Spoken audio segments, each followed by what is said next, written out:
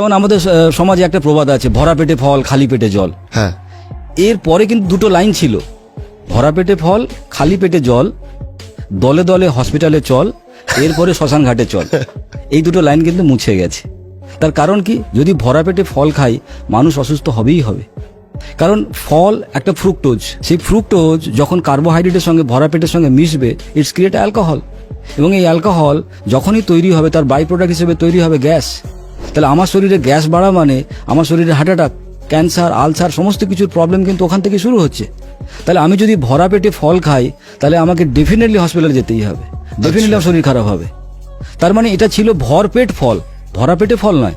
তাহলে এরকম বহু প্রবাদ আমাদেরকে রোজ অসুস্থ করে, ভুল শেখাচ্ছে। ভুল শেখাচ্ছে। তার মানে আজকের দিনের অসুস্থতা যতটা না শরীরের অসুস্থতা, বেশি হচ্ছে আমার খাবার দাবারের ভুল, আমার প্র্যাকটিস এবং আমার ভুল জানা।